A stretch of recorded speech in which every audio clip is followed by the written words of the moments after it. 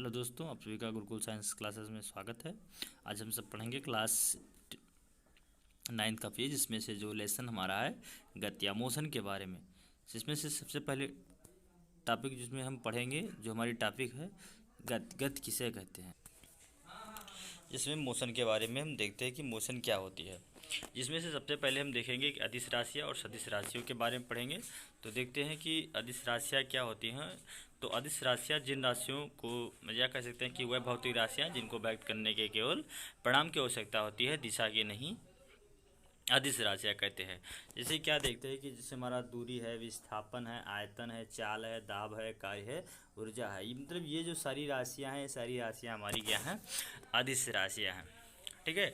उसके बाद देखते हैं कि नोट क्या है, अदिश राशियों में केवल संख्यात्मक मान तथा एक मात्रक द्वारा व्यक्त किया जा सकते हैं।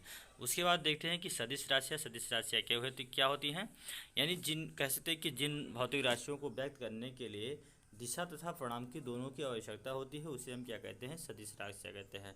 अब जैसे देखते हैं कि कोई व्यक्ति है या इधर चल रहा है, तो किस दिशा में कितनी दूरी चल रहा है, या मतलब ऊर्ध्वाधर जा रहा है कि क्षैतिज दिशा में गति कर रहा है, तो इसकी भी ज़रूरत होती है।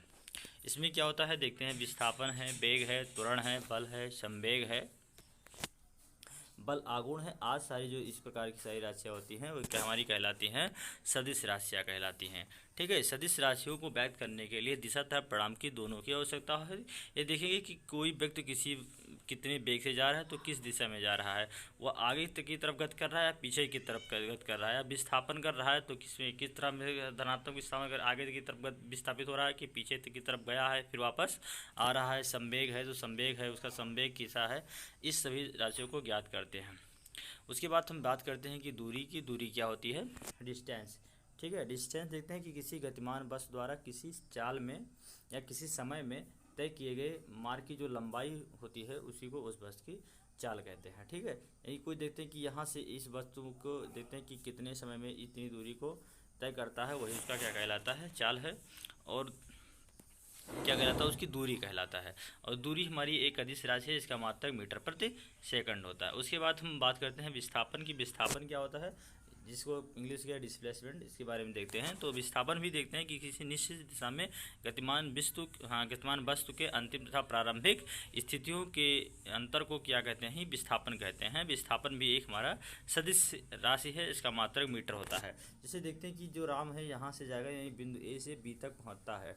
ठीक है। अर्थात ये देखते हैं कि इन दोनों के बीच की जो दूरी का अंतर है, वही उसका क्या कहलाएगा, विस्थापन कहलाएगा। कह सकते हैं कि डेल्टा एक्स बराबर क्या हो सकता है, विस्थापन जो डेल्टा से निकालना है, डेल्टा ये minus delta B minus delta ये, यानी दोनों बिंदुओं के बीच की जो दूरी है, वही हमारा क्या कहलाता है, विस्थापन कहलाता है। उसके बाद देखते हैं दूरी और विस्थापन में क्या अंतर है।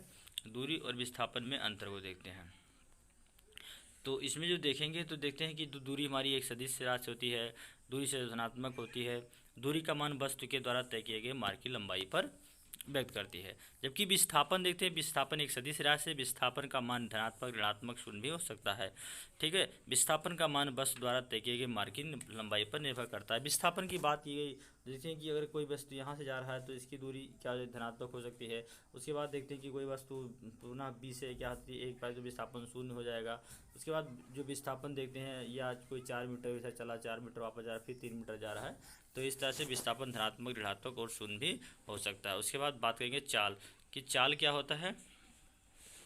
तो चाल देखते हैं, स्पीड क्या होती है, किसी वस्तु द्वारा एकांक समय अंतराल में चली गई दूरी को वस्तु की चाल कहते हैं। इसे क्या होता है, स्पीड या बी से प्रदर्शित करते हैं। चाल हमारा एक क्या है, अदिश राशि है। ठीक है। तो चाल का जो फार्मूला होता है, कि चाल का फार्मूला होता है, चाल बराबर होता है दूरी चली गई दूरी बटे समय अंतराल, उसी को क्या कहते हैं, चाल। यदि डेल्टा टी समय में चली गई दूरी डेल्टा एस हो, तो चाल हो जाएगा डेल्टा एस बटे डेल्टा टी। इसका मात्रक होता है मीटर प्रति सेकंड स्क्वायर। थैंक्स।